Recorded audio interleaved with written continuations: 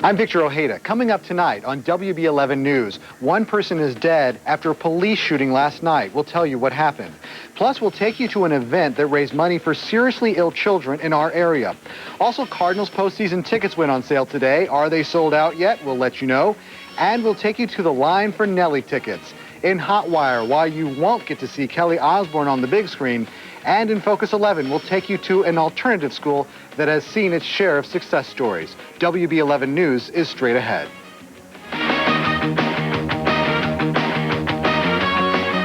First tonight, our top story. A St. Louis police officer is on bed rest after a severe assault last night. The man who assaulted him is dead. And that wasn't the only police-involved shooting of the night.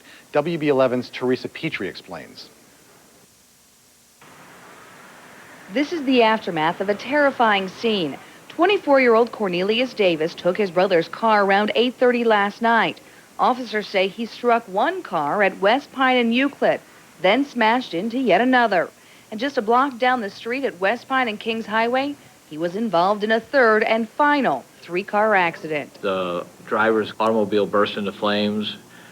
Bystanders tried to pull the driver out of the automobile. He was screaming not to pull him out of the automobile. He wanted to burn up. But he was pulled out, only to try and strike again. He tried to force his way into an automobile of a woman and her young infant child. That's when an off-duty detective was called to duty. There was a violent physical confrontation.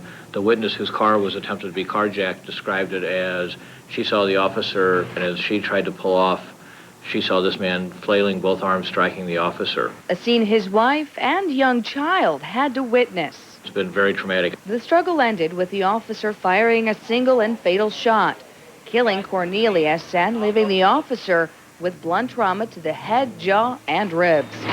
7 hours later, another man is shot by a police weapon, this time by a St. Louis County police officer's gun here at the intersection of Suburban and Martin Luther King. An officer pulled the suspect over on suspicion of drug activity. He approached the car and tried to take the keys, but the driver sped away, dragging the officer. That's when the officer says his gun discharged. A police chase ensued and ended with an arrest. The officer and suspect are in satisfactory condition. Teresa Petrie, WB 11 News. Davis's brother tells police he was working out nonstop for days and acting strangely. Davis also didn't have a driver's license. Chief Moquist says there won't be an investigation. He called it a justified shooting.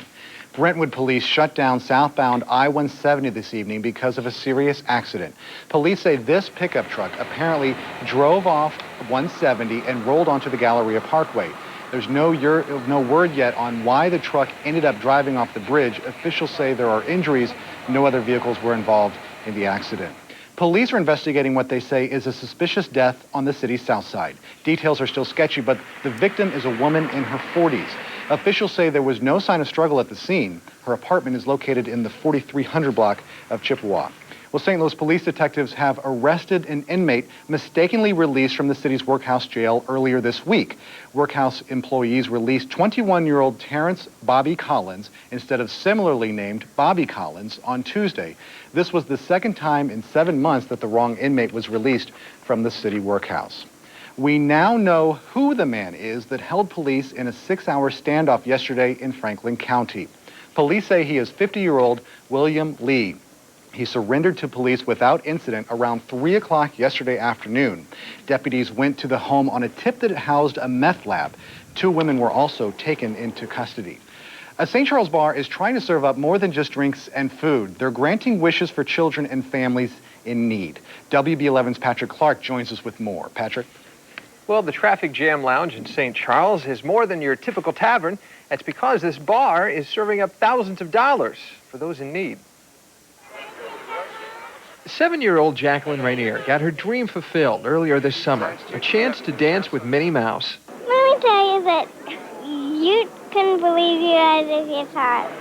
She saw her dream become a reality thanks to the Dream Factory and donations from a St. Charles bar. It's hard. You have to rent a wheelchair-accessible van, and you got to get the chair there and back and forth, and it's a little hard. And then, you know, most of our money goes to medical bills. It doesn't go to vacation, so this is something we wouldn't have been able to do. But thanks to the Traffic Jam Lounge, trips like Jacqueline's, or one the Pearl family took to Disney World, are made possible. You have no idea what you do, what you give. And that's what makes this tavern unique. It raises money from its regulars. I'd say 80% of them is regular patrons that are here all the time. Last year, the bar raised $45,000, mainly through events like today's auction, a golf tournament, and a good old-fashioned cuss jar. It's $5. If you use the F word, it costs you $5.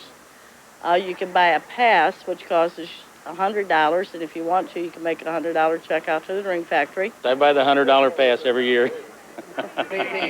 Most of the locals say it's more for fun and the funds they raise, which is what it's all about. Fulfilling dreams for children like Jacqueline, who already knows what she wants to do when she grows up. I'm a detective, a doctor, a dolphin trainer. Well, the Traffic Jam Lounge in St. Charles expects they will raise more than $50,000 this year. Victor, $1,800 of that is coming from the cuss jar. It's a lot of swearing, Patrick. Yeah. All right, thanks a lot, Patrick.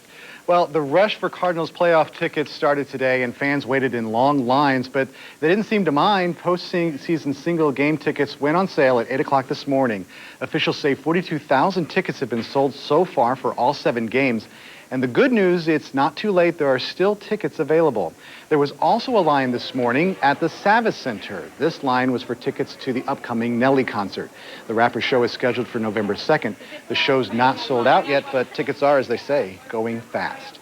Well, lead poisoning is a serious problem in St. Louis, but a conference this weekend is hoping to change that. Experts from around the region attended the conference called Lead Free 2003.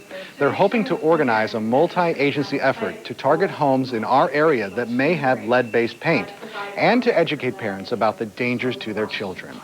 In national news, 5 suspected terrorists were arraigned today in Buffalo, New York. Federal authorities say the men will be charged with providing material support and resources to terrorists. Sources close to the investigation say some of the men had received al-Qaeda training, but investigators do not believe the suspects are part of an active al-Qaeda cell here in the U.S.